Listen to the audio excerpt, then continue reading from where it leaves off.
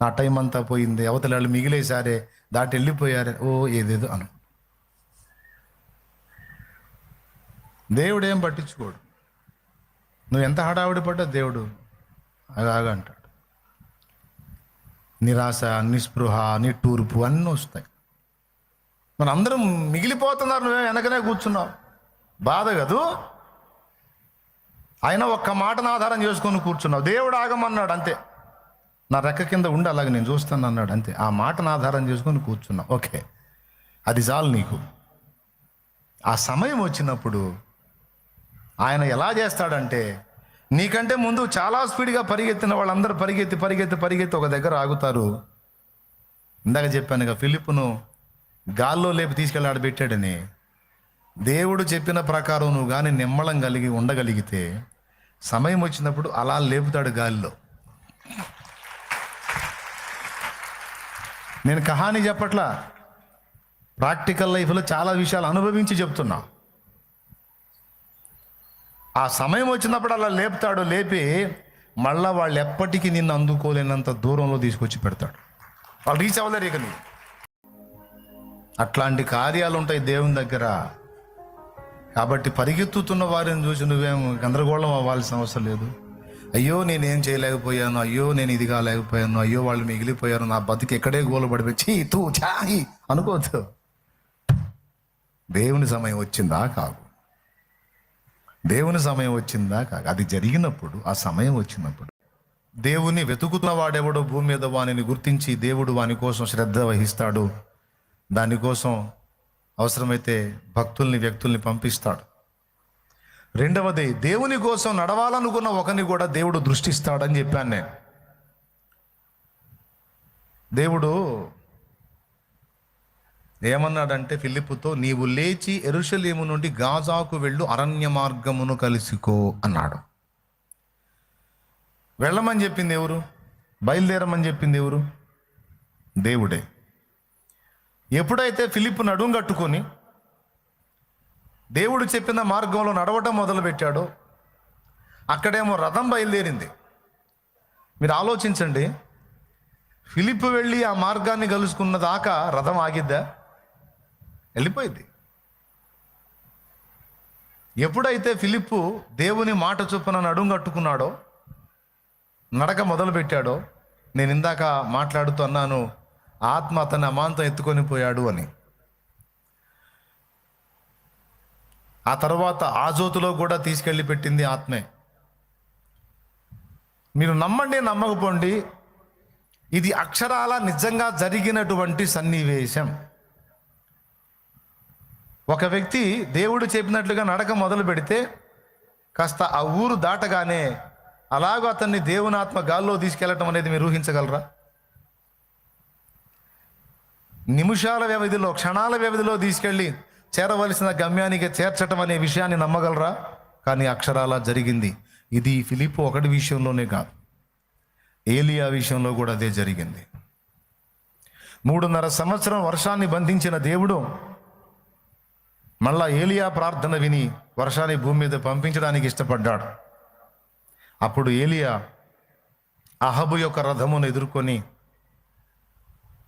చెప్తాడన్నమాట, నీవు ఇజ్రాయేలుకు వెళ్ళు, మోపైన వాన కురిసిద్ది, పో వెళ్ళిపో అని చెబితే అహాబు చాలా వేగంగా పరిగెత్తే గుర్రాలు కలిగిన రథం మీద ఇజ్రాయేలుకు బయలుదేరుతాడు, ఇజ్రాయేలు ప్రాంతానికి. అయితే ఏలియా నడుము కట్టుకొని ఆత్మచేత ఇజ్రాయేలుకు నడిపించబడతాడు, ఇజ్రాయేలుకు పోతాడు. గుర్రాలు ఎంత వేగంగా పరిగెత్తుతాయి, అందులో రాజు యొక్క రథాశ్వాలు అంటే చాలా స్పీడ్. పిచ్చి పిచ్చాటిని కట్టరు రాజు రథానికి. శ్రేష్టమైనవి, బలమైనవి, చురుకుగా పరిగెత్తగలిగినవి కడతారు. అందులో ఏలియా ముందే చెప్పాడు, మోపైన మెండైన వాన కురిసిద్ది, ముద్ద ముద్ద అయిపోతావు, వెళ్ళిపో అని చెప్పాడు. స్పీడ్గా తోలుతున్నాడు. ఇంత వేగంగా పరిగెత్తిన గుర్రాలు ఇజ్రాయేలు గుమ్మానికి చేరేసరికి అక్కడ ఉన్నాడు ఏలియా. మళ్ళీ ఏలియాకు రథం లేదు, గుర్రాలు లేవు, 2 కాళ్లే. దేవునికి స్తోత్రం కలుగునుగాక. అరణ్యంలో ఆశువుగా ఏలియా నడుచుకుంటూ పోయిన దూరం, బదరీ వృక్షం కింద పండుకుపోయిన దూరం మామూలు మిషన్ నడిస్తే ఒక రోజు నడత మొదలు పెడితే దిన ప్రయాణం అంత దూరం అన్నాడు. ఎప్పుడన్నా ఆలోచించారన్నమాట? ఒక ప్రయాణం అంత దూరం లోపలికి పోయి అరణ్యంలో బదరీ వృక్షం అంటే తెలుసా మీకు? రేగు చెట్టు. దేవునికి స్తోత్రం. రేగు చెట్టుకు నీడాడున్నది సోదరా అని అనకండి. రేగు చెట్టుల్లో జాతులు ఉన్నాయి, అంజూరలో జాతులు ఉన్నాయి, ద్రాక్షల్లో జాతులు ఉన్నాయి, మామిడిలో జాతులు ఉన్నాయి. చెట్టు ఎప్పుడు కూడా, ఏ చెట్టు కూడా ఒకే జాతి ఉండదు. రకరకాల, ఒకే టైపు చెట్టు రకరకాల జాతులు ఉంటుంది. బంగినపల్లి మామిడి, చిత్తూరు మామిడి, ముంత మామిడి, ఏమండి రసం మామిడి, ఉలవపాడు మామిడి. నేను తిన్న మామిడికాయల్లో అత్యంత తీయదనం, మాధుర్యం ఉన్న మామిడి ఉలవపాడు మామిడి. పెద్ద టేస్ట్ ఉంటుంది, ఫుల్ స్వీట్ ఉంటుంది. ముందే ఆకలి అవుతుంది, మామిడికాయలు కావాలి ఎందుకు లేరయ్యా ఇప్పుడు అనుకోకండి. సందర్భం వచ్చింది కాబట్టి జాతులన్నీ కదా, ఒక జాతి ఉంటుంది.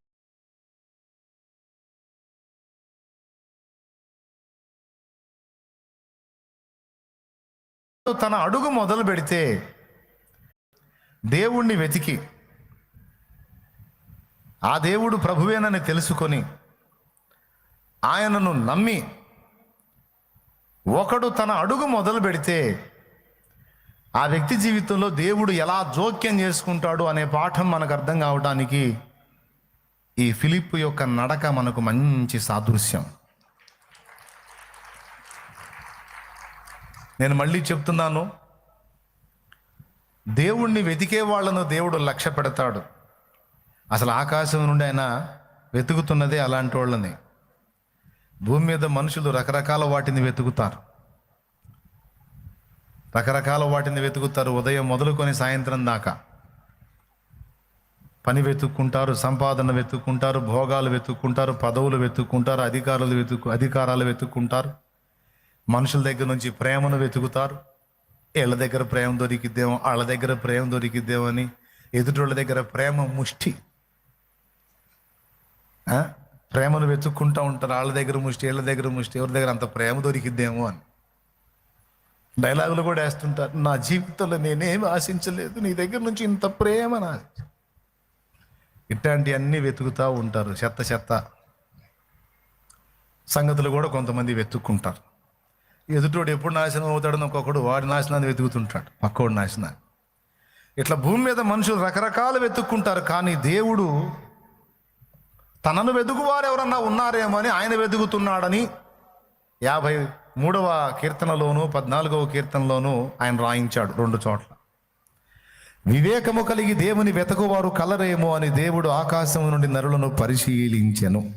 చాలు, ఇక నాకెళ్ళి చూడండి, జస్ట్ రిఫరెన్స్ రాసుకోండి, గుర్తురంతే. దేవుణ్ణి వెతికే వాళ్ళు ఎవరన్నా ఉన్నారేమో అని దేవుడు మనుషుల్ని భూమి మీద వెతుకుతున్నాడంట. అలా మన జీవితంలో మనకు తెలియకుండా ఒక దినాన దేవుణ్ణి వెతకడం జరిగింది. దేవుడు మనల్ని దర్శించడం, మనల్ని కలుసుకోవటం అనేది జరిగింది. అన్నీ బాగున్నప్పుడు వెతకపోయినా అగసాట్లోనైనా వెతికాం మనం. అప్పుడే యేసయ్య మనకు అందుబాటులోకి వచ్చాడు, మనకు దొరికాడు, మనకు తెలిసాడు.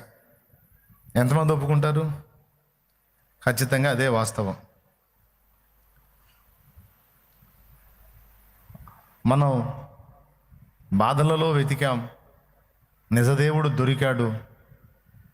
తర్వాత ఆయన నమ్మాం, నడక మొదలు పెట్టాం. ప్రియులారా, దేవుడు ఎంత నమ్మకస్తుడు, ఎంత ప్రేమ గలవాడంటే ఆయన సర్వజ్ఞుడండి. మనం ఆయన దగ్గరకు వచ్చి ఆయన తెలుసుకొని, ఆయన నమ్ముకొని, ఆయనతో నడక మొదలుపెట్టినప్పుడు మనం ఎలాంటి అనుభవాల్లో గుండా నడుస్తామో, ఎలాంటి శోధనలు ఎదుర్కొంటామో, ఎలాంటి దాడులు మన మీద జరుగుతాయో, శత్రువులు ఏ విధమైనటువంటి కుట్రలు మన మీద తలపెడతారో అన్నీ నా తండ్రికి తెలుసు. ఆయనకి ఎంత పెద్ద మనసు అంటే, మనమేమో సహజంగా విశ్వాస జీవితాన్ని ఏదో క్యాజువల్గా జీవిస్తున్నట్టు మనకు ఉంటుంది, కానీ మనల్ని మనం కూడా అర్థం చేసుకోనంతగా ఆయన అర్థం చేసుకుంటాడు. నాకైతే స్పష్టంగా అర్థమైన విషయం ఇది. మనల్ని మనం కూడా అర్థం చేసుకోనంతగా, మన మీద మనం కూడా జాలి పడనంతగా ఆయన మనల్ని అర్థం చేసుకుంటాడు, మన మీద జాలి పడతాడని నాకు అర్థమైంది. అది మీకు కూడా అర్థం కావాలని చెప్తున్నా. ఇది ఆయన మనల్ని అర్థం చేసుకోవటం ఏంది, మన మీద జాలి పడటం ఏంది, మనల్ని మనం కూడా అర్థం చేసుకోలేనంతగా ఆయన అర్థం చేసుకోవటం ఏంది, మన మీద మనం కూడా జాలి పడనంతగా ఆయన జాలి పడటం ఏంటంటే, మనం చుట్టూ ఉండి మన మీద జరుగుతున్నటువంటి ఈ శోధనల దాడి అంతా కూడా మనకి ఎలా ఉంటుందంటే, దైనందిన జీవితంలో సహజంగా జరుగుతున్నవిలాగా మనకు అనిపిస్తాయి. మనం ఎదుర్కొంటున్న శోధనలు, మనం ఎదుర్కొంటున్నటువంటి బాధలు, ఇరుకులు, ఇబ్బందులు, కష్టాలు, కన్నీళ్లు, ఎదురు దెబ్బలు, గాయాలు, అవమానాలు, క్షోభలు అన్నీ కూడా మనకి క్యాజువల్గా సహజంగా జరుగుతున్నట్టు అనిపిస్తుంది.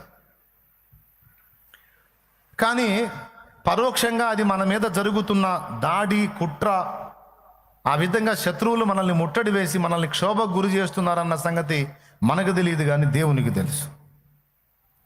అందుకే మనకు క్యాజువల్గా జరుగుతున్నట్టు ఉంటుంది కనుక మనం అర్థం కావు.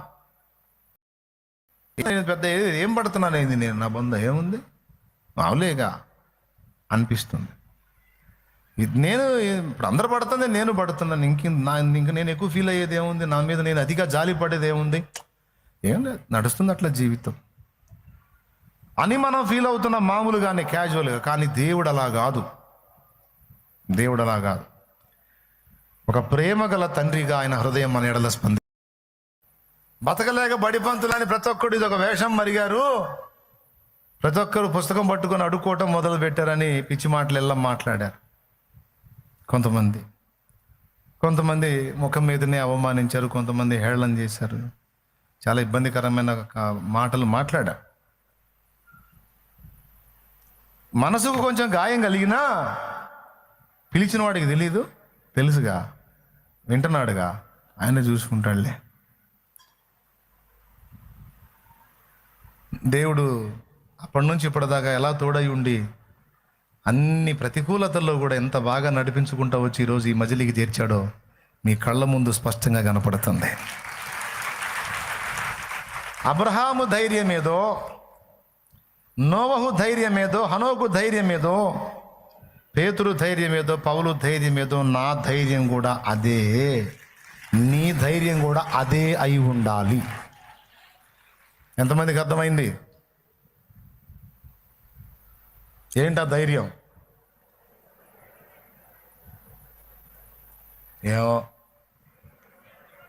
ఏమిటి ధైర్యం అంటే, నన్ను పిలిచాడు ఆయన,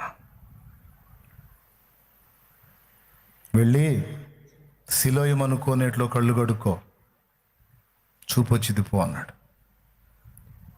గుడ్డివాడైన మనుషుని చూచి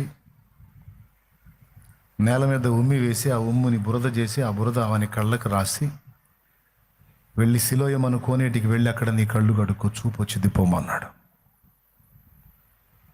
అంతకుముందు చాలామంది కళ్ళు లేని వాళ్ళని బాగు చేశాడు, ఎవరికి ఆ పని చెప్పలా. ముట్టాడు, స్వస్థత వచ్చింది, పలికాడు, స్వస్థత వచ్చింది. ఇక్కడ కూడా అదే చేయొచ్చు, కానీ ఇక్కడ పని పెట్టాడు. ఇక్కడ ఏం చేశాడు? పని పెట్టాడు. ఏమిటా పని? ఆన్ ది స్పాట్ అక్కడక్కడే స్వస్థపరిచేయచ్చు, కానీ సిలోయమను కోనేటికి పో అంటే అక్కడికి పోయి కళ్ళు కడుక్కోవాలా, రిటర్న్లో మళ్ళీ దరిద్రులను ఎదుర్కోవాలా, బోల్డ్ అంత కథ ఉంది. అందులో వాని విశ్వాస పరీక్షలో పాస్ అవ్వాలా, నిలబడాలా, ప్రభు పక్షంగా నిలబడాలా, ప్రభువుని గురించి వాళ్ళకి సాక్ష్యం ఇవ్వాలా, వాళ్ళందరూ కట్టకట్టుకొని వాడిని వెలివేయాలా, అప్పుడు మళ్ళీ వచ్చి దర్శించాలా. పెద్ద ప్రాసెస్ ఉంది అక్కడ. ఆశివుగా చేసిన ఆంతర్యం ఉంటుంది ఆయన చేసే పనుల్లో. లేకపోతే ఒక మాట పలికి స్వస్థపరిచి జంప్ అక్కడి నుంచి వెళ్ళిపోను, కానీ అట్లా చేయలే. సిలోయమను కోనేటికి, కళ్ళు లేనోడు కోనేటి దగ్గరికి పోతే ఉంటాడా, పడతాడా కోనేటిలో? అంటే డేంజర్ కదా.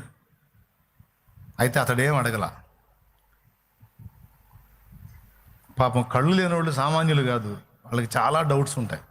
ఒక పట్టాన నంబర్ ఒక మనిషిని, తెలుసా మీకు ఆ సంగతి? ప్రతి ఒక్కరిని దాదాపు చాలా మందిని అనుమానిస్తూనే ఉంటారు. ఎందుకంటే నమ్మకం కుదరదు వాళ్ళకి, ఒక పట్టాన నమ్మకం కుదరదు. అలాంటిది ప్రభు చెప్పాడని అట్లనే తడవులాడుతా వెళ్ళాడు అక్కడికి. వెళ్ళి ఆ కోనేట్లో కళ్ళు కడుక్కుంటే చూపు వచ్చింది. యేసయ్య అతనికి ఇచ్చిన భరోసా ఏంటో తెలుసా? ప్రభువా, నేను వెళ్ళి అక్కడ కళ్ళు కడుక్కుంటే చూపు పొందగలనా? ఇది జరిగిద్దా? నా కుమారుడా, నా మాట విని ఒకడు నడవటం మొదలు పెడితే వాని ఎడల జరగాల్సిన కార్యం సంగతి నేను చూసుకుంటాను.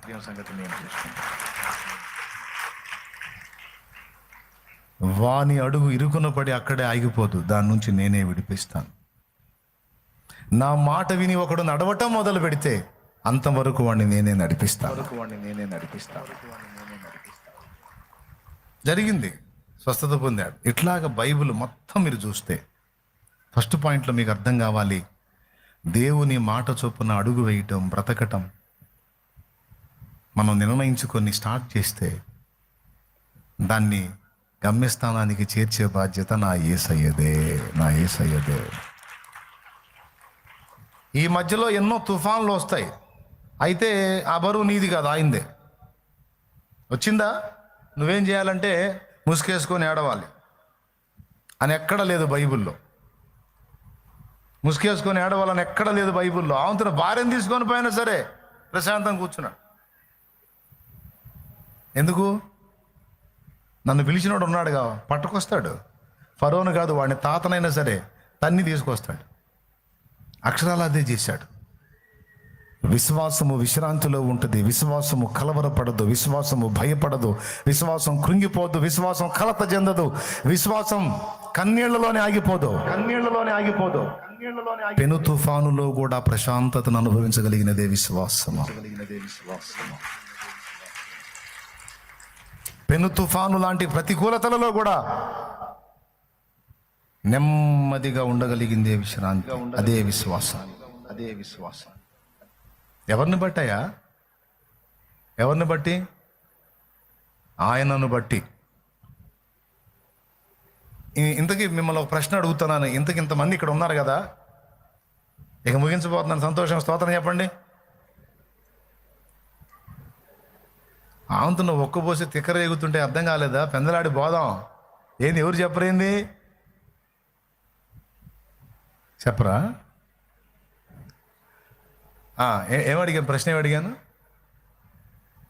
ఏమో ఎవరికి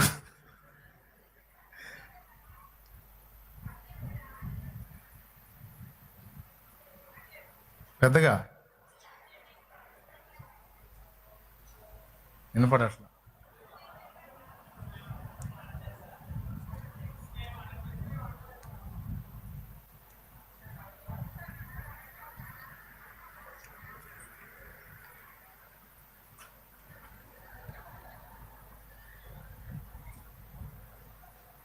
ఇంతకీ మీలో విశ్వాసముతో అడుగులు వేయటం అనేది ఎంతమంది చేశారు అని ఇప్పుడు నేను అడుగుతున్నా. అన్నా, నేను విశ్వాసంతోనే నడవటం మొదలు పెడుతున్నాను, ఆల్రెడీ మొదలు పెట్టేశానన్నా అన్నోళ్ళు చెయ్యొద్దండి. ఒకప్పుడైతే నా మనస్సు చొప్పున నేను నడిచాను, ఎప్పుడైతే నా తండ్రి నన్ను కలుసుకున్నాడో ఆ రోజు నుంచి ఆయన మాట చొప్పున అడుగులు వేయటం మొదలు పెట్టాను. ఇది నా విశ్వాస యాత్ర అన్నోళ్ళు చేయొద్దండి. నిజమేనా? అది నిజమే అయితే దేవుడు చెప్తున్న ఈ మాట కూడా నిజం. విశ్వాసంతో నువ్వు నడక మొదలు పెడితే నువ్వు ఉండాల్సింది కలవరంలో, భయములో, ఆందోళనలో, కృంగుబాటులో, దుఃఖములో కాదు. నువ్వు ఉండాల్సింది విశ్రాంతిలో. ఎందులో? విశ్రాంతిలో. విశ్రాంతి అంటే ఏమిటయా? విశ్రాంతి అంటే మామూలుగా అది విశ్రాంతి అంటే మరి అదే ఏంటి విశ్రాంతి? 7వ దినమందు దేవుడు తన సమస్త కార్యములను ముగించి విశ్రమించెను. అంటే మనము కూడా మన సమస్త ఔడియాలన్నీ ఏంటి? ఒడియాలా మన ఐడియాలన్నీ ముగించి మన వెతుకులాటలు, కలవరాలు, హడావుళ్ళు, హంగామాలు అన్నీ వదిలేసి ఆయన ఎలాగైతే సమస్త క్రియలు విస్మరించి విశ్రాంతి పొందాడో మనము కూడా అలాగుండాలని నేను చెప్పాలా, ఆయన చెప్పాడు. నీకు అర్థమైతే ధన్యుడివేనా అబ్బాయి. ఇంతసేపు చెబుతానా? ఇప్పుడు కూటమి అయిపోగానే ఇప్పుడు ఈ మాటలు వినగా నీ బరువుదాన్ని దించి అంతేనన్నయ్యా, అబ్బా హయా హాయిగా ఉందయ్యా అన్నట్టు బిల్డప్ ఇస్తారు ఈడ. కూటమి అయిపోగా నా క్యూలోకి వచ్చి బస్తాలన్నీ నెత్తినే కనపడతాయి అందరికీ. ఒక్కొక్కరిని ఎత్తిన 5-6 బస్తాలు 7-8 బస్తాలు మోసుకుంటూ వస్తారు ఆ క్యూలో. నేను ఇప్పుడు దాకా చెప్పాను కదా, బరువు అంతా దించుకోండి అంటే ముఖాల్లో కళ ఉండదు, కాంతి ఉండదు, ఏముండదు, ఆందోళన, భయం. అయ్యా నేను చెబుతున్నా, నిజంగా నా దేవుని మాటను బట్టి నేను అడుగులు మొదలు పెట్టాను. కడదాకా ఆయనే నన్ను నడిపిస్తాడని విశ్వాసం ఉంచినవాడు, నిజంగా నమ్మినోడు విశ్రాంతిలో ఉంటాడు. నేను అందుకే నాతో ఉన్నవాళ్ళు కూడా చెప్తాను, మీరు కలవరపడకండి, నన్ను కలవర పెట్టకండి. అలాంటి కలవరం మీలో ఉంటే దయచేసి నా వెంట రాకండి. విశ్వాసం లేని వారైతే నా వెంట రావద్దు. విశ్వాసం గలవారైతే విశ్వాసాన్ని గురించి మాట్లాడండి, దేవుని కార్యాలను గురించి మాట్లాడండి, కలవరాన్ని గురించి మాట్లాడొద్దు. విశ్వాసం దగ్గర కలవరానికి స్థానము లేదు. విశ్వసించువాడు కలవర. మరేం చేయాలి? సమస్త బరువులు విడిచిపెట్టి, ఎవరికి? దేవునికి విడిచిపెట్టి నీవైతే విశ్రమించాలి. ఎందుకు విశ్రమించమంటున్నాడు అది కూడా అడుగుతాం. నువ్వు విశ్రమిస్తేనే నేను జోక్యం చేసుకోవడానికి అవకాశం ఉంటుంది. నువ్వు విశ్రమించకుండా నువ్వు ఎంటర్ అయ్యావు అనుకో, నేను ఎంటర్ అవ్వది కాదు. ఇప్పుడు నీ మీద ఒకళ్ళు తగాద ఆడుతున్నారు, వ్యాజ్యం ఆడుతున్నారు, తిరిగి నువ్వు గొంతేసుకొని వాళ్ళ మీద ఎగబడ్డావు అనుకో, ఇంకా దేవుడు మౌనం. ఆమె తిట్టింది, నువ్వు కూడా తిడుతున్నావుగా, తిట్టుకో అంటాడు. ఆమె తిట్టినప్పుడు నువ్వు మౌనం అయ్యావు అనుకో, దాని అర్థం ఏంటంటే, దేవా నేనైతే విశ్రాంతిలో ఉన్నా, నీ సంగతి నువ్వే చూసుకో. అప్పుడు దేవుడు తగాదలాడటం, బూతులు తిట్టడం ఉండదు. కొడితే మళ్ళీ ఒక దెబ్బతో మారు మనసు పొంది హల్లెలూయా హల్లెలూయా హల్లెలూయా అనుకుంటూ రావాలి దేవుని సన్నిధికి. దేవునికి స్తోత్రం కలుగునుగా. కానీ మనోళ్ళు ఏం చేస్తారు తెలుసా? అవతల వ్యక్తి అలా నోరు తెరవగానే వీడు డబల్ నోరు తెరుస్తారు. అమ్మా మన విశ్వాసులం అమ్మా, మన దేవుని సంబంధులం అమ్మా, మనం అలా అనకూడదమ్మా అంటే కూడా వాళ్ళు ఊరుకోరు, మాట్లాడేస్తారు. నేను చెబుతున్నా, దేవుడు నీ విషయంలో జోక్యం చేసుకోవాలంటే నువ్వేం చేయాలంటే, నువ్వు ఊరకుండటం అన్నాడు. ఊరకయే నిలిచి ఉండుడి, నేడు యెహోవా మీకు దయచేయు రక్షణను ఊరకయే నిలిచి ఉండి చూడుడి అన్నాడు. దేవునికి స్తోత్రం కలుగునుగాక. చేయమన్నప్పుడు చేయాలి, నోరు మూసుకొని కూర్చోమన్నప్పుడు కూర్చోవాలి. మనం చేసే గొప్ప మేలు ఏంటంటే, దేవునికి కదలకుండా కూర్చోమన్నప్పుడు కూర్చోవటమే. కొంతమందికి నేను జీతం ఇస్తా. ఎందుకు జీతం ఇస్తానంటే, పని చేయనందుకు. ఎందుకంటే వాళ్ళు పని చేస్తేనే తలకాయ నొప్పినా, కాబట్టి ఏ పని చేయకుండా ఖాళీగా కూర్చో, అదే నీకు జీతం అంతే. నువ్వు పని చేసావంటే నాకు 4 పనులు అవుతున్నాయి. అర్థమైందా? నువ్వేదన్నా పని చేసావంటే 4 పనులు కారణమవుతుంది నాకు. నువ్వే పని చేయకపోతే ఒక పనితో పక్కకి వెళ్ళిపోతున్నాను, లేదా 4 పనులు చచ్చిపోతున్నాను నేను. కాబట్టి నువ్వే పని చేయకుండా ఖాళీ కూర్చోవటమే అదే నీ పని, అందుకు జీతం పో. ఏమైనా అర్థమైందా మీకు నేను చెప్పింది? కొన్నిసార్లు మనల్ని మనం ప్రొటెక్ట్ చేసుకోవటానికి ట్రై చేసేవన్నీ కూడా మనకి అగచాట్ల కారణమవుతాయి. అందుకే దేవుడు కదులు అన్నప్పుడు కదలాలి, మాట్లాడన్నప్పుడు మాట్లాడాలి, ఫైట్ చేయన్నప్పుడు చేయాలి, నోరు మూసుకొని కూర్చున్నప్పుడు కదలకుండా కూర్చోవాలి. అదే గొప్ప మేలు దేవుడికి మనం చేసేది. ఒకవేళ ఫరో సైన్యంతో ఇశ్రాయేలీయులు యుద్ధం చేస్తే ఎర్ర సముద్రంలో వాళ్ళు మొత్తం పోయేవాళ్ళు కాదు, ఆ యుద్ధంలో ఇశ్రాయేలీయులు తెచ్చేవాళ్ళు. అందుకే దేవుడు ఏం చెప్పాడు తెలుసా? భయపడకుడి, నేడు మీరు చూచుచున్న ఐగుప్తీయులను ఇక మీదట మీరు చూడరు. మీరు ఊరకయే నిలిచి ఉండి యెహోవా మీ పక్షమున చేయు యుద్ధమును ఊరక మీరేం చేయొద్దురా బాబు. మీరు ఏం చేసినా పిట్టలు లేచిపోతాయి. పిట్టలను అసలు గల్దించొద్దు, మొత్తం రావాల వాళ్ళలోకి. అలాంటి సముద్రం. మనం చేసేది మనకే సమస్యల కారణమైంది బ్రదర్. అందుకే చెప్పేది, దేవుడు చేయమన్నప్పుడే చేయాల. ఏది ఆన్సర్ వెళ్ళేదనుకో సైలెంట్గా ఉండాలి. చెప్పింది చేయాలా, ఊరుకోవాలి. ఇక తర్వాత ఆయన చూసుకుంటాడు. అర్థమైందా? మొక్క నాటమన్నాడు, నాటాలి అంతే. నీరు పోయమన్నప్పుడు పోయాల.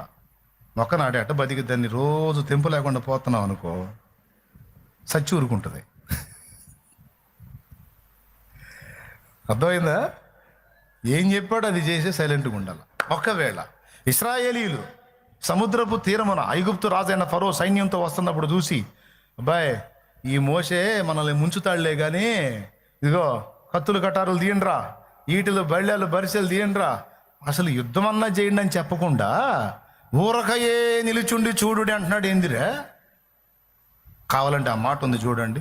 మోషే ఏమన్నాడు చదువు. నిర్గమకాండం 14:13. అందుకు మోషే, భయపడుకుడి, యెహోవా మీకు నేడు కలుగజేయు రక్షణను మీరు ఊరక నిలుచుండి చూడుడి. మీరు నేడు చూచిన ఐగుప్తు. కొన్నిసార్లు మనం ఊరకుంటమే మంచిదండి.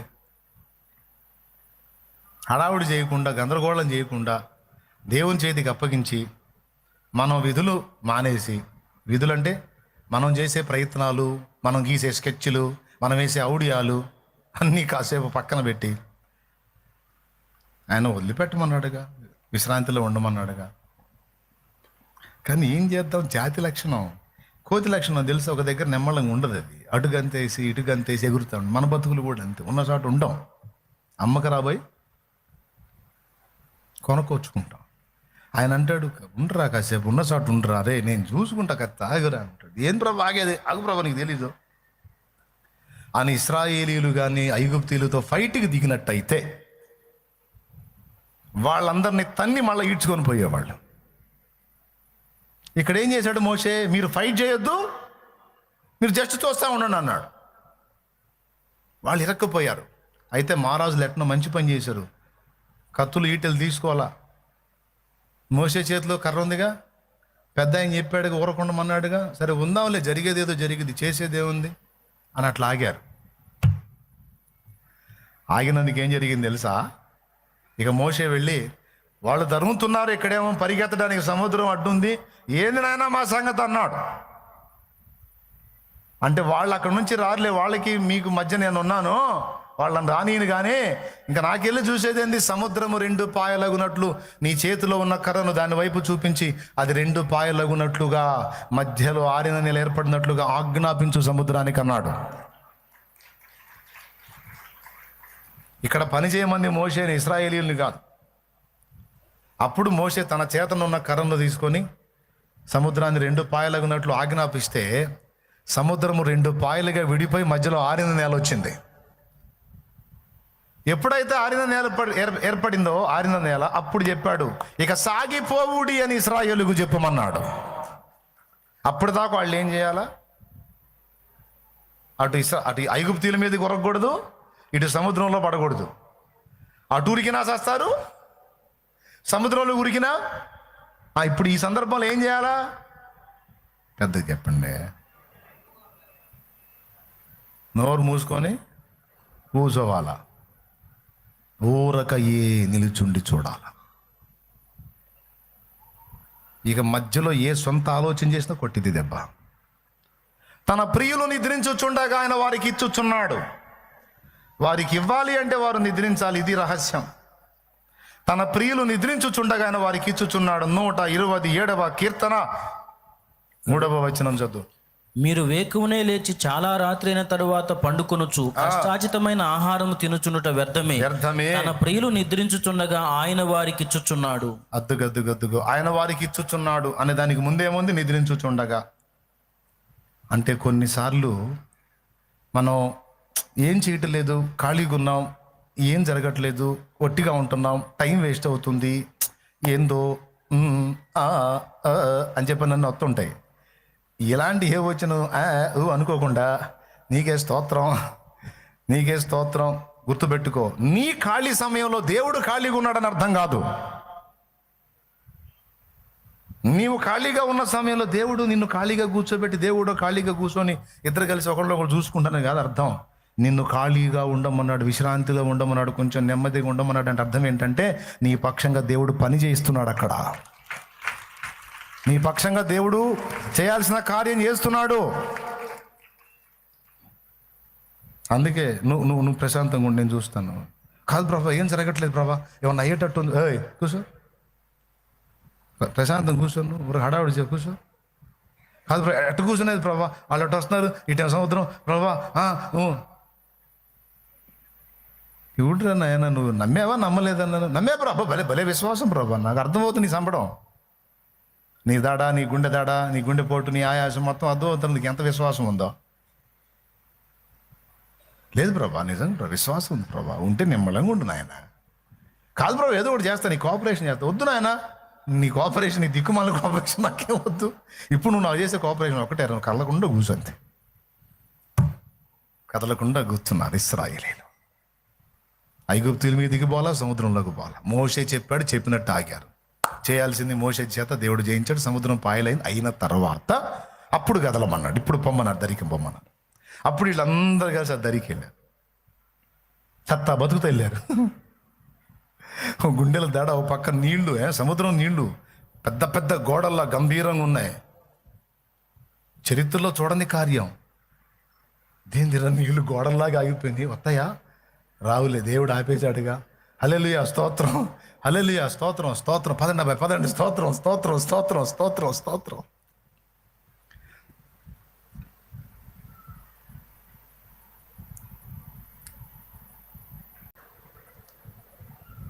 ఆ పక్క ఈ పక్క నీళ్లు గోడల్లాగున్నాయి. ప్రజలందరూ వెళ్ళిపోతా ఉన్నారు. ఇశ్రాయేలు ప్రజలు చిక్కారనుకున్నాడు ఫరో, దాటి అవతలికి వెళ్ళిపోతున్నారు. బాగుంది, బాడన్నాడు. వాళ్ళు పోతే మనమే ఊరుకున్నామేంది, సముద్రం అయినా పర్లేదు, తరమండ్రా వెంటబడి, పదండి అన్నాడు. మొత్తం దూకారు. వాడు కూడా పోయాడు. ముందు రాజు వాడేగా ఉండాలి, వాడు దిగాడు, వాళ్ళు కూడా వచ్చారు. మొత్తం బాగా నడి సముద్రంలోకి రానిచ్చి అప్పుడు మళ్ళీ మోషేతో చెప్తున్నాడు, ఆ నీళ్లు 2 పాయలు తిరిగి కలుసుకున్నట్లు సముద్రమునకు ఆజ్ఞాపించు అన్నాడు. బాగా నడి సముద్రంలోనికి రానిచ్చి 2 పాయలు కలిపేశాడు. ఒక్క నిమిషములోనే అంతమంది శత్రువుల సమూహం అంతా కూడా ఒక్క నిమిషములో, ఒక కత్తి వాడలా, ఒక ఈటె వాడలా, ఒక బరిసె వాడలా, ఒక విల్లంబు బాణం వాడలా, ఎవ్వరిని కూడా ఒక కేడమైనను డాలైనను వినియోగించకయే వారందరినీ ఒక దినమందే, ఒక నిమిషమందే హతము చేశాడు. కొన్నిసార్లు దేవుడు పరిగెత్తమన్నప్పుడు పరిగెత్తితే మంచిది, కొన్నిసార్లు దేవుడు కొంచెం నెమ్మదిగా ఉండమన్నప్పుడు నెమ్మదిగా ఉండటం మంచిది. ఏమర్థమైంది నాయనా? కానీ మనకు ఆగదే దడా. మరి అంతసేపు దడదడగా పరిగెత్తి ఏం సాధించా? ఏమన్నా మిగిలిచ్చావా? ఏమైనా సాధించావా? ఏం లేదుగా. తీసే, ఇక దేవునితో నడవటం మొదలు పెట్టావు. నీ ముందు ఆయన ఉన్నాడు. నీ ముందు ఎవరున్నారు? ఆయన ఉన్నాడు. కదలమన్నప్పుడు కదులు, విశ్రాంతిలో ఉండమన్నప్పుడు ఉండు. నీవు నిమ్మళంగా ఉండకుండా దేవుడు కార్యములు నెరవేర్చలేడు. నువ్వు ఆగితే ఆయన సాగుతాడు. కాబట్టి ఇది మీకు అందరికీ అర్థమైందని అనుకుంటున్నాను. చెప్పండి, విశ్వాసం ఉన్నవాడు కలవరపడతాడా? టెన్షన్ ఫీల్ అవుతాడా? ఎట్లుంటాడు మరి? పెను తుఫానులో నాదు ప్రశాంతత, నా వేదనలో దివ్యాదరణ. కొన్నిసార్లు నా జీవితంలో కూడా ఇలాంటి ఎదురైనప్పుడు ఏం చేయాలి ప్రభా అంటే, వదిలేసి ప్రశాంతంగా ఉండి అంటాడు. మరి ఎట్లనైనా సమస్య రా, మౌనం అయిపోతా, బలమైన కార్యం జరుగుద్ది. సకలము కోల్పోయిన నిరుపేదకు ఎన్నిది నీవే యేసు ప్రభో, యేసు ప్రభో హే విశ్వవిభో, విశ్వవిభో నా ప్రాణ విభో. సకలము కోల్పోయిన నిరుపేదకు ఎన్నిది నీవే యేసు ప్రభో.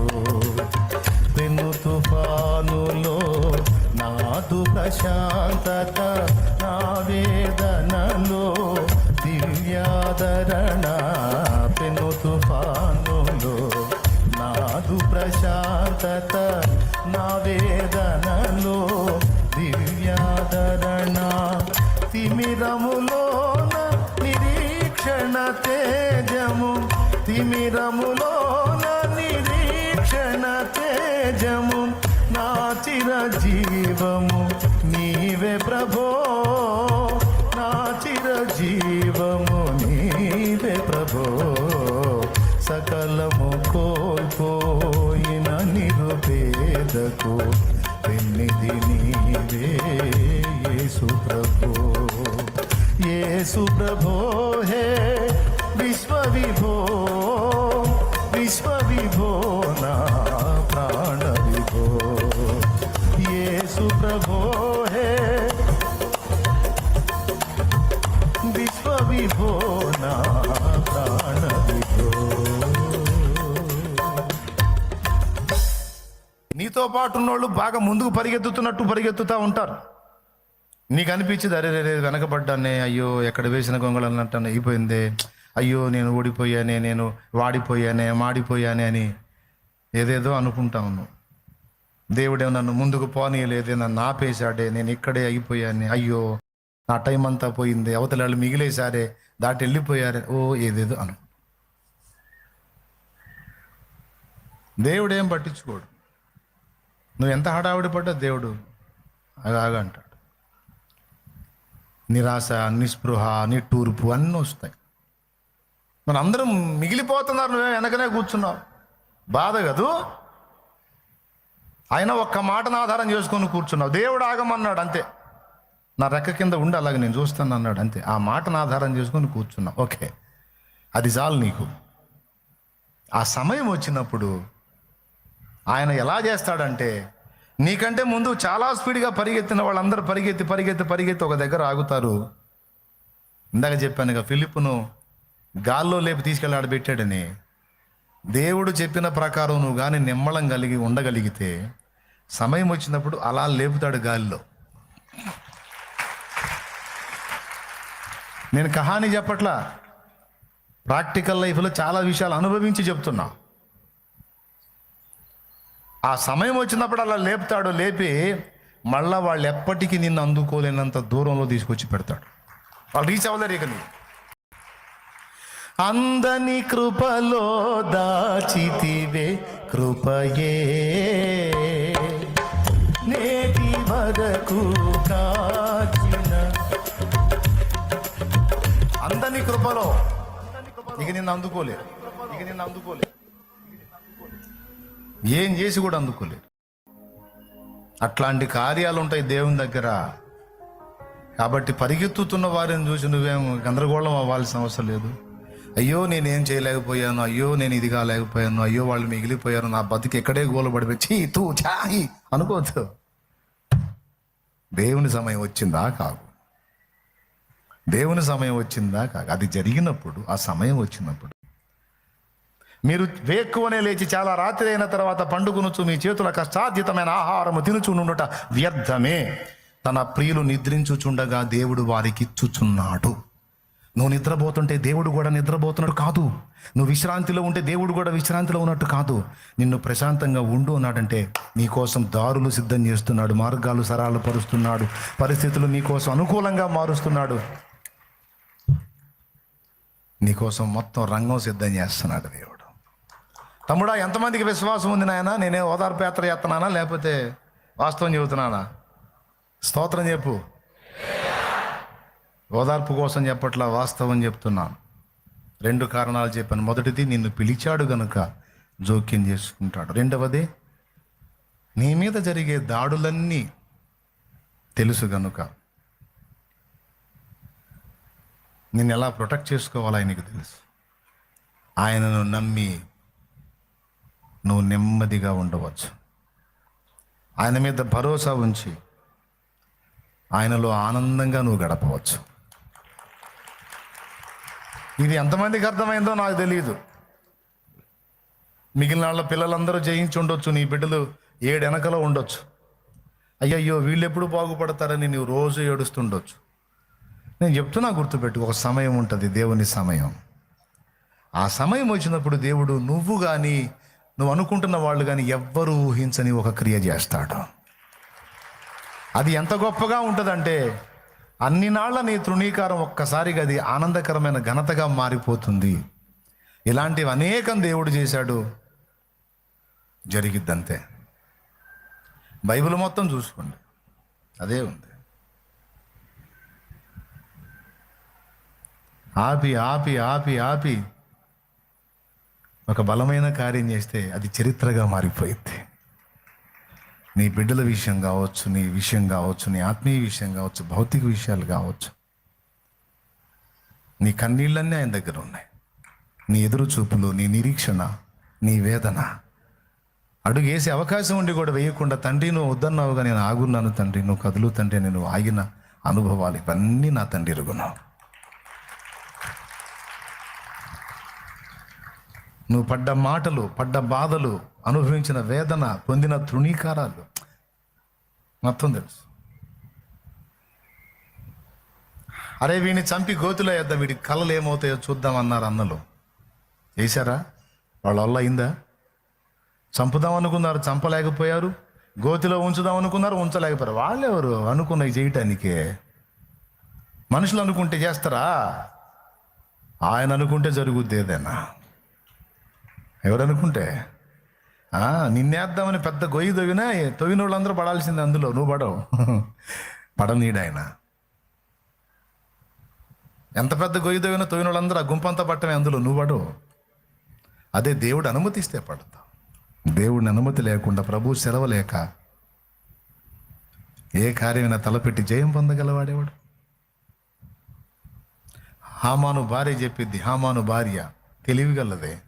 ఎవరితో పెట్టుకున్నావు నువ్వు? యూదుడైన మొర్దెకాయ. ఆహా, నువ్వు గొడవ పెట్టుకున్న మొర్దెకాయ అనేవాడు యూదుడైన ఎడలా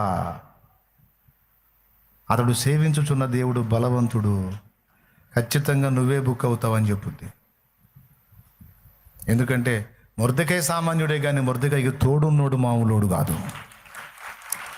సోదరుడా, నువ్వు బలహీనుడివే, నువ్వు బలహీనురాలివే, కానీ నువ్వు నమ్మినవాడు బలవంతుడు, నువ్వు నమ్మినవాడు జ్ఞానవంతుడు. నువ్వు నిద్రపోయినా నీ పక్షంగా ఆయన నిద్రపోడు. నువ్వు నోరు మూసినా నీ పక్షంగా దేవుడు నోరు మూసి మౌనంగా ఉంటాడు, ఆయన మాట్లాడతాడు. నువ్వు యుద్ధం చాలించి మౌనంగా ఉంటే దేవుడు ఉంటాడు, నీ పక్షంగా ఆయన యుద్ధం చేస్తాడు. నమ్మి ధైర్యం తెచ్చుకో, విశ్రాంతిలో ఉండు, ఊరకయ్య నిలిచుండి దేవుని కార్యాలు చూడు. కొన్నిసార్లు పరిగెత్తడం అవసరం, కొన్నిసార్లు ఊరక నిలిచుండి చూడటం అవసరం. ఎన్ని చూశానో. కొన్నిసార్లు హడావుడిగా అడుగులైపోయా, వద్దురా అన్నాడు. వద్దు నాయన అన్నాడు. ఎందుకు తండ్రి? అందరు చేస్తున్నారుగా, నేను కూడా చేస్తున్నా. ఆగురా, కాస్త ఆగురా. సంవత్సరాలే ఆపాడు. సంవత్సరాలు ఆపి నా టైం అంతా పోగొడుతున్నావు ఎట్లా అంటే ఏం పోనీలా. సంవత్సరాల్లో జరగాల్సిన పనంతా జరిగించాడు. ఫైనల్లో ఒక కార్యం చేస్తే అందరికీ దిమ్మ తిరిగింది. ఇది నేను నా జీవితంలో అనుభవించి చెప్తున్నా. కాబట్టి దయచేసి కదలమన్నప్పుడు కదులుదాం, ఆగమన్నప్పుడు ఆగుదాం. మనల్ని సాగమని పలికినవాడు దేవుడు గనుక ఆయన మాట చొప్పున అడుగులు వేస్తున్నామా లేదో చూసుకుందాం. మాట చొప్పున అడుగేస్తే గుర్తుపెట్టుకో, చివరి ఘట్టం వరకు చేర్చేది ఆయనే, అంతం వరకు కాపాడేది ఆయనే. 2 విషయాలు. మొదటిది, పిలిచాడు, నడవమన్నాడు. రెండవది, ఈ నడకలో ఎన్ని దాడులు ఉంటాయో, ఎంత ఒత్తిడి ఉంటుందో ఎరిగి ఉన్నవాడు. అందుకే అట్లా ఆవరించుంటాడు నీ చుట్టూ.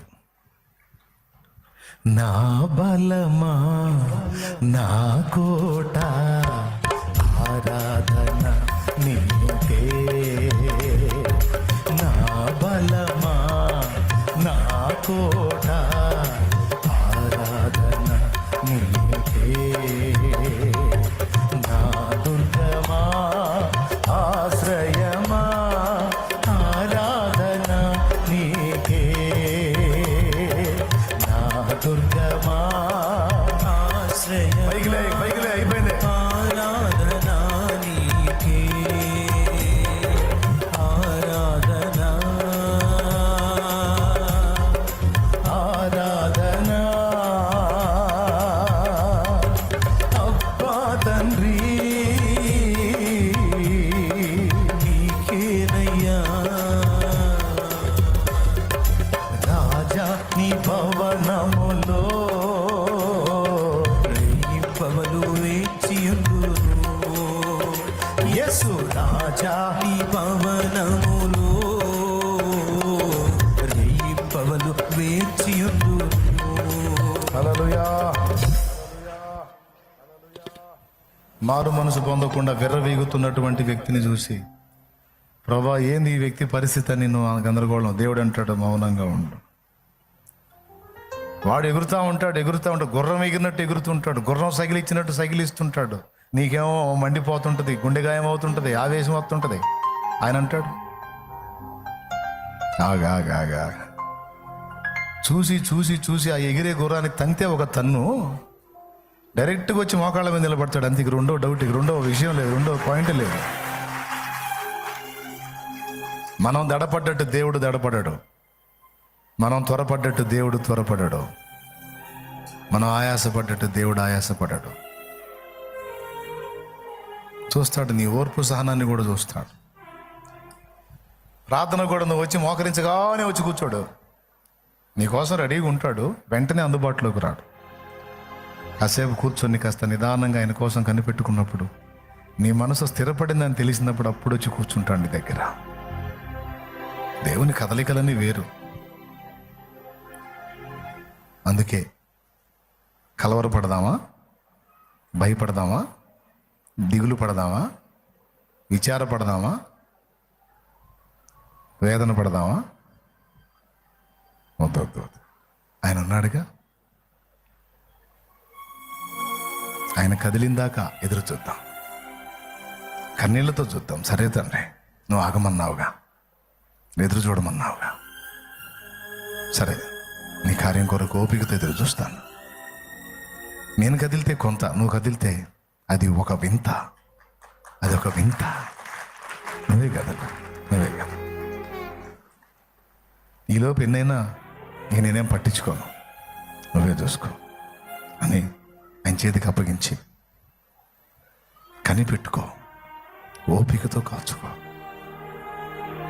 దేవుడు చేసే కార్యం చాలా బలీయంగా ఉంటుంది. ఎందుకో ఈరోజు ఈ మాటలు చెప్పమని పరిశుద్ధాత్మ ప్రేరణ కలిగించాడు. మీలో ఎవరు ఏ కండిషన్లో ఉన్నారో నాకు తెలియదు. దేన్ని బట్టి దిగులు పడుతున్నారో, కృంగిపోతున్నారో, కలవరపడుతున్నారో, విచారపడుతున్నారో, దేన్ని బట్టి అధైర్యపడుతున్నారో, దేన్ని బట్టి దిగులేసుకున్నారో, అది మీ వ్యక్తిగతంగా కావచ్చు, పిల్లలు కావచ్చు, సంథింగ్ ఏదైనా కావచ్చు. నా తండ్రి మాట్లాడమన్న మాటలు నేను మీకు అందించాను. నా కుమారి, నా కుమారుడు, నా మాట చొప్పున నడక మొదలుపెట్టిన నీ మీద ఎలాంటి దాడులు జరుగుతాయని నాకు తెలుసమ్మా. మానసికంగా, శారీరకంగా, ఆత్మీయంగా నీ మీద జరిగే కుట్రలన్నీ నాకు తెలుసు. అందుకే నేను నిన్ను అర్థం చేసుకుంటాను. అందరిలాగా నిన్ను అసహించుకో, నిన్ను అర్థం చేసుకుని దగ్గరికి తీసుకుంటాను. అంతేకాదు, ఎప్పుడు నీకు ఏది జరగాలో, ఎప్పుడు నీకు ఏది అందాలో మొత్తం సిద్ధం చేసి ఉంచాను. కలవరపడక నన్ను నమ్మి విశ్రాంతిలో ఉండటం నేర్చుకో. నువ్వు నిమ్మలంగా ఉంటేనే నేను ఏదైనా చేయగలుగుతాను. నువ్వు కలవరపడితే నేనేం చేస్తాను? కలవరం వద్దు, నెమ్మదిగా ఉండని నా తండ్రి ఈరోజు మీతో ఏమోగా నాతో మాట్లాడుతున్నాడు. మీతో యోగా నేను చాలా విషయాలు పెట్టుకొని కలవర పడుతూ ఉన్నాను.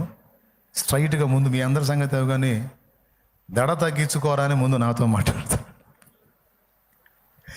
రండి, దేవుని కృతజ్ఞతలు చెల్లించుదాం. అంతట నివసించు యెహోవా ఆరాధన, రూపించు దైవం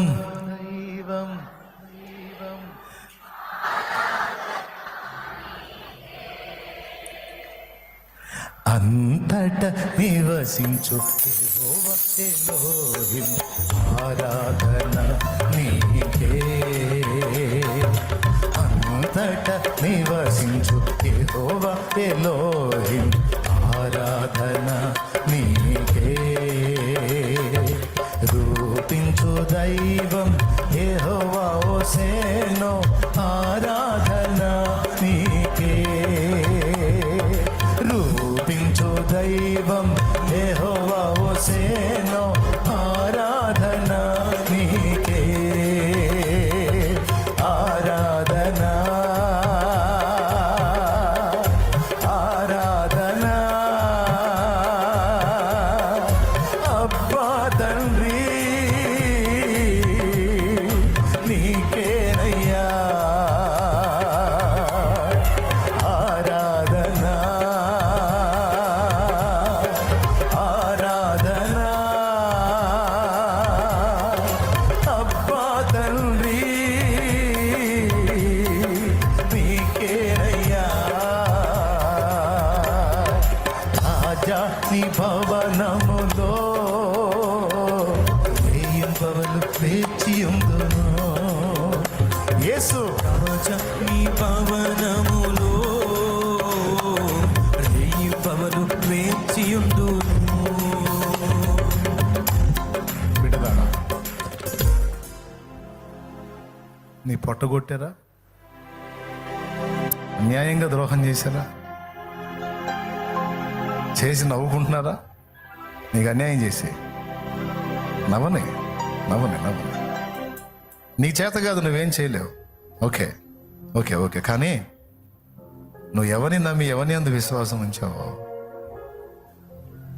ఆయన సీన్లోకి ఎంటర్ అవుతాడు. ఎంటర్ అయినప్పుడు నవ్వే నోళ్ళు, ఇకిలించే పళ్ళన్నీ వెళ్ళబెడతారు. గుంట త్రవ్వువాడి గుంటలో పడతాడు. నీకైతే నీ దేవుడు తోడుగా ఉన్నాడు. ఏ విషయంలో నలగొట్టబడ్డావో, ఏ విషయంలో వేదన పడుతున్నావు, ఈ మధ్యాహ్నం వేళ దేవుడు నీతో స్ట్రైట్గా మాట్లాడుతున్నాడు. నేనున్నాను, నేను నిన్ను చూస్తున్నానని నీవు నన్ను నమ్మిన ఎడల నెమ్మది కలిగి ధైర్యంగా ఉంటావు. నేను ఒక నూతన క్రియ చేయబోతున్నాను. ఆ క్రియ నువ్వు చూసినప్పుడు నువ్వు విభ్రాంతి నందుతో నీ చుట్టూ ఉన్న వాళ్ళు కూడా విభ్రాంతి నందుతారు. నేను చేస్తా కదా, నేనున్నా కదా. మనుషులు కాదు మాట తప్పడానికి, నా దేవుడు. ఈ జీవితంలో ఎన్ని అనుభవాలు ఇలాంటి, ఒకటి కాదు రెండు కాదు, ఇన్ని అనుభవాలు. కొన్నిసార్లు రోజులు ఏడ్చుకున్నవి ఉన్నాయి. ప్రతిసారి నా దగ్గరకు వచ్చి అదే చెప్పాడు, అవమానము తల్లంచవద్దు నా కుమారుడా, దగ్గరకు తీసుకుని ఓదార్చి.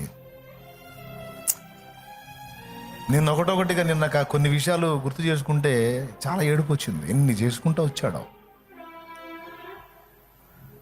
అవమానం అన్న ప్లేస్లో ఘనత ఘనత ఘనత ఘనత అని పెట్టుకుంటూ వచ్చాడు. అన్యాయం చేసిన వాళ్ళు అక్కడే ఉన్నారు. అన్యాయం పొందిన వారి ఎడల ఎంత కృప చూపాడో ఈరోజు మీకు అందరికీ అదే చెబుతున్నారు. ఆయన్ని నమ్మి అడుగు మొదలు పెట్టావు, ఆయనే నిన్ను దరిచేరుస్తాడు. కళ్ళమై పరిశుద్ధ తండ్రి, ఈరోజు మా అందరితో నువ్వు మాట్లాడావు. ఇక్కడున్న ప్రతి బిడ్డ నిన్ను నమ్మే అడుగు బయటికి వేశారు, నిన్ను నమ్మే అడుగు మొదలు పెట్టారు. ఆయన ఒక మనిషిగా ఈ భూమి మీద జీవించినప్పుడు శత్రువు అయిన సాతాను నుండి, దుష్టశక్తుల నుండి, దుష్టులైన మనుషుల నుండి ఎన్ని విధాల దాడులు ఉంటాయో నీకు తెలుసు.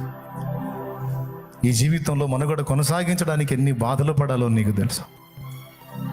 తినటానికి కూడా లేని రోజులు, కట్టుకోవటానికి లేని రోజులు, మాటలు పడ్డ రోజులు, అవమానాలు ఎదుర్కొన్న రోజులు, రోగ బాధలు, వ్యాధి పీడనలు, ఎన్నో రకాల అప్పులు, ఆర్థిక సమస్యలు, ఒకటి కాదు రెండు కాదు. ఈ మనుగడ నిలబడటానికి ఎన్ని కన్నీళ్ళో, ఎన్ని వేదనలో, ఎంత శ్రమో నా తండ్రి నీకు తెలియంది కాదు. నా తండ్రి నీకు తెలియంది కాదు. అన్నీ తెలిసే ఉన్నావు, అనుభవించి ఉన్నావు. అందుకే శ్రమపడే మాకు సహాయకుడు అన్నావు. పిలిచావు నాయన, నడుస్తున్నాం. అంతవరకు నడిపించేవాడావు నీవే. అనుగ్రహించి మా బిడ్డలందరిని ఆశీర్వదించి మరి కన్నీరు తుడు. ఇంత భయంకరమైన సెగలో కూడా లక్ష్య పెట్టకుండా, వాతావరణ అనుకూలత పట్టించుకోకుండా, ఓపికతో నీ పాదాల చెంత కూర్చొని నీవిచ్చే ఆ వాక్కు కొరకు కనిపెట్టుకున్న నీ బిడ్డల్ని ధైర్యపరిచినందుకు నీకు వందనాలు. ఎన్నో విషయాలుంటే ఈ మాటని ఎందుకు పలికించావు, ఎవరి కోసం పలికించావు, ఎవరితో మాట్లాడుతున్నావు? వారి హృదయాల్లోకి ఈ విషయాలన్నీ స్ట్రైట్గా వెళ్ళి వారు విశ్వాసమందు స్థిరులై విశ్రాంతిలో జీవించాలి. కలవరం లేని వారే నెమ్మది కలిగి జీవించాలి. యేసు నామములో తండ్రి, ఆమేన్.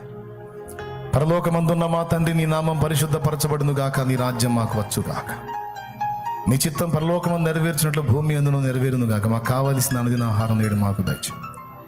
మా పట్ల అపరాధం చేసిన వారిని మేము క్షమించున్న రీతిని నీవు మా అపరాధములు క్షమించి ఇతరులను క్షమించే బుద్ధి కూడా మాకు దయచేయి. మమ్మల్ని శోధంలోనికి తేక దుష్టి నుండి, కీడు నుండి తప్పించు. ఎందుచేతనగా రాజ్యము, బలము, మహిమ, శక్తి సర్వం నిరంతరం నీవై ఉన్నావు తండ్రి. ఆమేన్. మన తండ్రి అయిన దేవుని ప్రేమ, ఆయన ప్రియమైన కుమారుడు మనందరి ప్రాణ ప్రియుడైన యేసయ్య శాశ్వత నిత్య కృప, పరిశుద్ధాత్మతోడి మనోహర దివ్య సహవాసం, సమాధానం సమకూడిన మనకు సకల పరిశుద్ధులకు సార్వత్రిక సంగమంతుడికి నీ సదాతోడే మనందరూ నిత్యత్వంలో చేరు పర్యంతములు నడిపించును గాక. ఆమేన్. ఆమేన్. బిడ్డల విశ్వాసంతో తెచ్చిన నూనెని రక్తంగా మార్చి నానావిధ రోగముల చేత పీడించబడుతున్న బిడ్డల గొప్ప విడుదల, స్వస్థత, సమాధానం, ఆరోగ్యము దయచి. నీ బిడ్డలమైన మేము శాపగ్రస్తులుగా ఉంటాం నీ చిత్తం కాదు, రోగగ్రస్తులుగా ఉంటాం నీ చిత్తం కాదు, దరిద్రతలో ఉంటాం నీ చిత్తం కాదు, ఆకలి బాధల్లో పస్తుల్లో ఉంటాం నీ చిత్తం కాదు, అప్పుల్లో ఉంటాం నీ చిత్తం కాదు. మేము సమృద్ధి గలవారమై, ఆరోగ్యవంతులమై, స్వస్థత పొందిన వారమై, జయం పొందిన వారమై తలగా మేము ఉండటమే నీ చిత్తమో. మా ఆత్మ వర్ధిల్లుచున్న ప్రకారం మేము అన్ని విషయాల్లో వర్ధిల్లటమే నీ చిత్తము. ఆ దీవెనలన్నీ మాకు సంప్రాప్తింపచేసి మమ్మల్ని నీ చిత్తమునకు ఆయత్తపరిచి మా పక్షమున నీవే ముందు నడిచి మమ్మల్ని నడిపించమని యేసుక్రీస్తు నామములో ప్రార్థించి విశ్వాసమును బట్టి స్వతంత్రించుకుంటున్నాం తండ్రి. ఎండ దెబ్బ తగలకుండా బిడ్డలు క్షేమంగా గృహాలకు చేరాలి. మార్గాల్లో తోడై ఉండి సురక్షితమైన ప్రయాణము దాయిచ్చే. ఈరోజు మాతో మాట్లాడావుగా, తొందర పడొద్దు, నిమ్మడం కలిగి ఉండమని. మేము తొందరపడితే సమస్య ఇంకో రకంగా అయింది. అందుకే మేము మౌనంగానే ఉంటాం. నువ్వు కదులు అన్నదాకా ఇక కదలం. నువ్వు ఏది చెబితే అది చేశామా లేదా అన్నదే చూసుకుంటాం. చేస్తే ఇంకంతే, నువ్వు చెప్పింది చేశావు, ఇంకంతే, మిగిలింది నువ్వు చూసుకుంటావని ఇక మేము నెమ్మదిగా ఉంటాం. తర్వాతి కార్యక్రమం నువ్వే చూసుకో యేసు నామములో. ఆమేన్. ఆమేన్. ప్రభు కృప మనందరికీ తోడై ఉండును గాక.